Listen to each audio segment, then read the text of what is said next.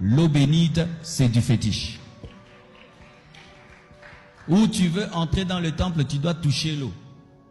Et puis tu fais ça. Ah, ça n'a pas d'essence, c'est le fétiche.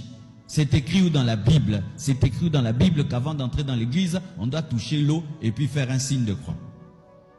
C'est écrit dans la parole où on chasse les démons avec de l'eau. La Bible dit, vous chasserez au nom de Jésus.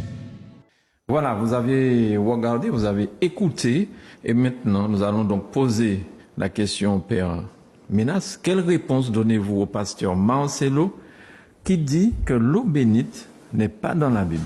La Bible, c'est pas un livre de cuisine qui donne recette à tout. On a parfois une conception biblique qu'il ne faut pas donner la Bible, c'est comme si la Bible devait tout dire. Mais le nom Tounassi, ce n'est pas dans la Bible.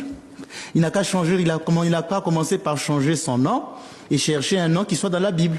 Il s'appelle Marcelo, il pouvait s'appeler Pierre-André par exemple. Les noms de, puisqu'il veut faire tout ce qui est dans la Bible. Il pouvait s'appeler Joseph, Joseph-Marie, mais Tounassi, ce n'est pas dans la Bible, donc il n'a qu'à changer le nom.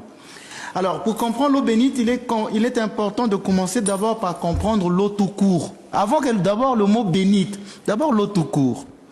Au commencement, il y a un tohu-bohu, comme disent les théologiens, c'est le désert et le vide. Tout à coup, Dieu parle, que la lumière soit et la lumière fut.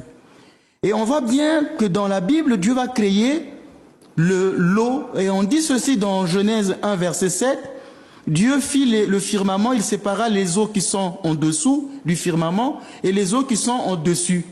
Ce qui veut dire que dans la Bible, il y a les eaux d'en haut et les eaux d'en bas.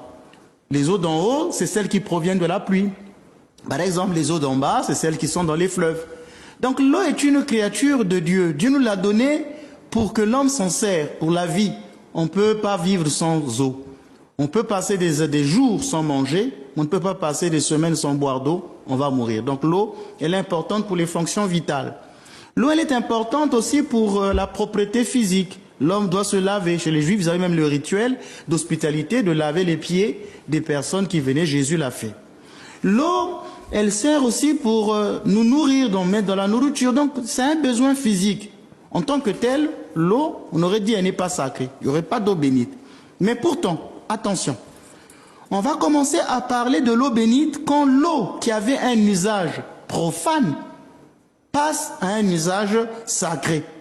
C'est donc l'usage sacré qui fait que cette eau doit être appelée bénite ou même de l'eau simplement sacrée. Il dit que l'eau bénite n'est pas dans la Bible. Si, l'eau bénite